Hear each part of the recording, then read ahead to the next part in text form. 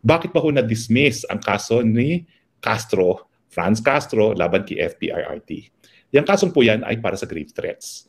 At ang demanda po ni Franz Castro ay dahil nga dun sa episode ng Gikan sa Masa kung saan kinuwento ni FPIRD yung usapan niya kay VP Sara, yung anak niya, no, kung paano daw gamitin ng intelligence fund. At ang sabi niya, talagang dapat yung intelligence fund na yan ginagamit laban sa mga kalaban ng taong bayan, yung teroristang si PPNPA, nakabahagi si Franz Castro.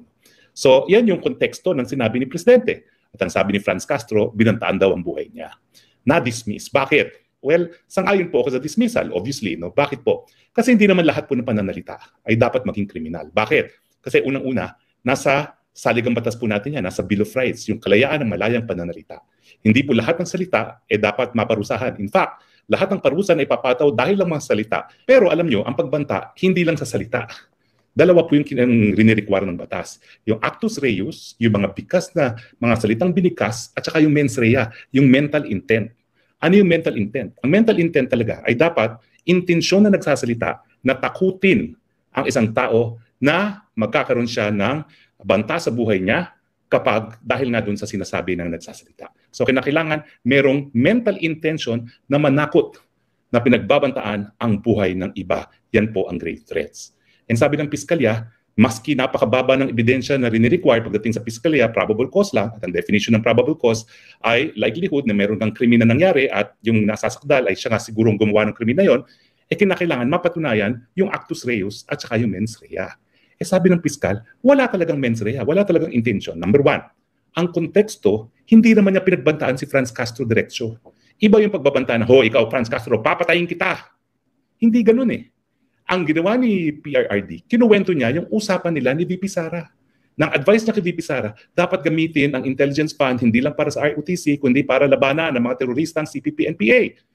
Hindi po tayo mapagbibintangan ng fake news kapag sinabi natin na terorista ang CPP-NPA dahil binansagan sila ng terorista ng Amerika, ng EU at ng gobyerno ng Pilipinas. Dahil talaga namang terorista sila. Sila po ay pumapatay without due process of law. Pinapatay nila yung sarili nilang mga kakampi na tumitiwalag, pinapatay nila mga pobreng mga sundalo na mahihirap, sila po ay nag-execute ng walang dumadaan sa hukuman, sila po ay nangingikil ng revolutionary taxes, sila po ay sapilitang, ginagawa mandirigma ang kabataan at ang mga katutubo. Lahat po yan ay pinagbabawal ng batas o mayroon pag may labanan, pero lahat po yan ay ginagawa ng NPA kasama na yung paggamit ng landmines na pinagbabawal din dun sa Ottawa Convention na pinaglabi ni Princess Diana. So, ang sabi lang ni Presidente, Inday, yung sa usapan namin, kinuwento niya, sa usapan namin ni Inday, sabi ko, kinakailangan gamitin niya yung intelligence fund para supilin, para labanan ang mga teroristang CPP-NPA. Ako, ginamit ko intelligence fund ko para talagang patayin ang mga teroristang CPP-NPA. Wala pong masama doon. Bakit? Kasi merong labanan. Talagang nagpuputukan po sa panig ng gobyerno at sa panig ng CPP-NPA. Di ba ko? Kaya nga gera yan eh. Alam nga magkalitian kayo pag gera. Pero ang konteksto, hindi directed kay Franz Castro yung banta. Kung hindi, wala ngang banta. Sinabi lang ng Presidente kung paano dapat gamitin ng intelligence fund. At yan naman po talaga ang gamit ng intelligence fund. Impormasyon para labanan ang mga kalaban ng gobyerno, gaya ng teroristang CPP-NPA. Pangalawa, ang sabi ng piskal, paano magkakaroon ng intensyon na manakot na babantaan ng buhay ni Franz Castro? Kung papanoorin mo yung buong Gikan sa Masa ng programa na yan, ang daming jokes ni Presidente. Tama ba yun na magbabanta ka sa buhay ng tao tapos joke ka ng joke? So parang sabi ng piskal, wala talaga yung mental intention na bantaan at bigyan ng banta ang buhay ni Franz Castro doon sa telecast niya sa Gikan sa Masa. Pero bagamat hindi binanggil ng piskal yan, syempre po, no, ang salita alone, kung walang clear and present danger na magre-resulta nga sa banta ng buhay ni Franz Castro, hindi dapat pinapatawan ng parusa dahil yan po ay garansyado ng ating saligang batas. Di gumanti rin siya. Pwede naman siya magsalita laban din kay Presidente Duterte. Huwag lang niya babantaan. In the same way na hindi naman nagbanta ang Presidente dahil kwento nga kung ano ang naging advice niya kay VP Sara. So tingin ko po, tamang desisyon. Bakit ba nagkakaroon ng preliminary investigation? Kasi kung isasampayan, miski wala namang sapat na ebidensya dahil ang elemento ng grave threats ay hindi naman napatunayan, masasayang lang ang panahon, ang resources ng gobyerno sa paglilitis ng kasong yan. At syempre, sa panig naman ng akusado, sayang din ang oras niya, sayang din ang pera niya sa pagdidepensa sa wala namang saysay na demanda. So, ang naging desisyon ng piskal ay tama. Walang saysay ang demanda mo, Franz Castro. Bokya. Bokya. Palpak ang iyong demanda. Gaya ng napakadami niyong mga demandang sinasampa. Alam niyo kung bakit palagi nadidismissa ng kaliwa? Kasi sa kanilang isipan, basta file lang sila ng file, wala silang pakialam kung manalo matalo, kasi ang gusto lang nila, propaganda. Final ang kasong yan para magalit ang taong bayan laban kay dating Presidente Duterte. Binabantaan ako, kababae kong tao, kongresista ako. Ayun, tumakbo sa mga kasama niya sa Kongreso. Binantaan ako, pag binantaan ako, binantaan ang buong Kongreso. Ito namang speaker, dahil nga galit na sa Duterte, dahil nagsalita si Presidente Duterte, sige nga, mag-accounting tayo, at maraming tinatagong Kongreso. Ayun, pumanig kay Franz Castro. Unprecedented po yan. Ako, naging kongresista rin ako sa 17th Congress. Alam nyo, yung mga kaliwang yan, hindi tinatanggap sa mayorya, hindi tinatanggap sa minority. So meron silang independent block dahil sinusuka sila abay dito sa Kongreso kung saan speaker si Martin Romualdez, bidang-bidang mga kaliwa. Nagkaroon sila ng strategic alliance. O ano nangyari ngayon? Di ba winawakwakan sila ngayon ng kaliwa? Pagdating naman dito sa PI, sa pirma, yan ang inyong mga kaalyado. Alliance for convenience. Basta convenience sila, makikipag-alliance. Pag hindi na, sasaksakin ka rin sa likod. Kaya nga, speaker, huwag ka magtitiwala dyan sa kaliwang yan. Wala yan. Walang mga paninindigan yan. Ang gusto lang nila talaga, i-terrorize ang buong bayan para sumunod sa kanila dahil ang gusto nila, paligiran ang mga syudad. At hanggang ngayon, naniniwala sila na mabubuwag nila ang gobyerno pag pinaligiran nila ang mga syudad. Naku, laos na po yan. Bagamat malaki utang na loob ng bansang China kay Mao Zedong, yung sinasabi ni Mao Zedong na revolusyon sa pamamagitan ng pagpapaligid ng mga syudad, hindi na po uso yan dahil mga Chino ngayon natatalo pang Amerika sa galing na maging kapitalista. Kaya kayong mga komunistang Pilipino, mga natitira na lang Maui sa buong mundo, kasama ang mga Nepali, hello, naiiwan na kayo ng mga panahon, tama na mga propaganda nyo yan.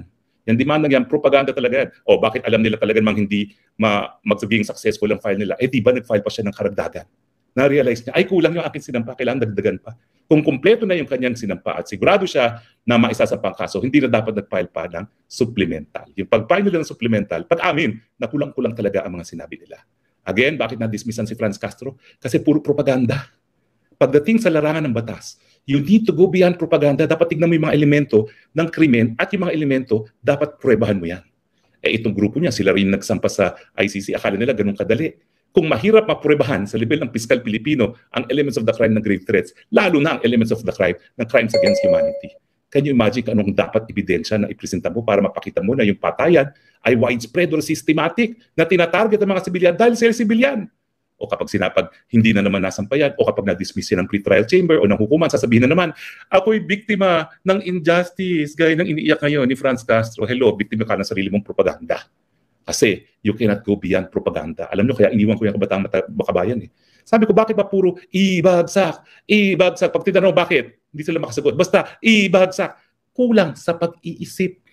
Puro sloganeering. Kaya akala nila yung sloganeering, yung propaganda, sapat na para maging basehan ng kaso laban kay FPRRD. Well, bokya kayo. Hindi sapat ang propaganda. Hindi sapat ang sloganeering. Dapat ebidensya. Better luck next time. Pero ang napatunayan natin, gumagana ang sistemang legal sa Pilipinas, dahilan para dito dapat sa Pilipinas magsampa. Sampa pa kayo uli, sampa pa more. At tignan natin kung mamimit ninyo ang onus of evidence. Ang nagsasampa po, siyang dapat pagprueba na meron man lang probable cause. Agree ba kayo o disagree? Tignan natin. Martin, waiting po Atty. Roque na magaling at masipag matalino. Ako, maraming salamat. Kinikilitin nyo naman ako ng gusto. Boy Win Adrelis Ragsog, magandang hapon sa iyo, Atty. Harry. Sa wakas, nakaabot din ako sa live mo. Dagdag kaalaman, watching from Saudi. Welcome, Boy Win. Bonifacio Robles Jr., good evening po, Atty. Harry Roque from Malita, Davao Occidental. Hello, kaibigan ko mga Bautista. Charlotte, the good man, never down. O, tama po yan. MAC, crying baby si Castro. O nga, napagkaitan ng ulo katarungan. Hello. Puro ko kasi propaganda lang. Dennis De Rosario, attorney, meron ba effect ang pag-dismiss ng case na to sa ground ng MTRSB sa pagsususpend ng SMNI? Meron po. Kasi ang piskalya nang nagsabi, walang pagbabanta. So dapat magamit yan ng mga abogado ng SMNI para sabihin na mali talaga ang desisyon ng SMNI. Hindi ng SMNI, ng MTRCB at ng NTC at ng Kongreso mismo. Kasi yan ang mga bihasa sa kriminal law. Sinasabi, wala man lang probable cause for grave threats. Si Miao Cadel, Atty. Roque, hindi po kayang tanggalin o kontrahin si Tamba sa pwesto niya kasi si Tamba ang maglalaglag kay Marcos kaya hindi po ito mapipigilan. Yan ang totoong sitwasyon ni Marcos. Well, tignan po natin, bahala sila. Pero sa tingin ko po ngayon, bumabaho ang imahe ng Kongreso at hanggang saan papayag ang mga kongresista, tingin ko po, ngayon tapos ng budget, marami na pong aalma dyan dahil marami nang nagagalit sa Kongreso bilang isang institusyon. Matakin mo, bumibili ng pirma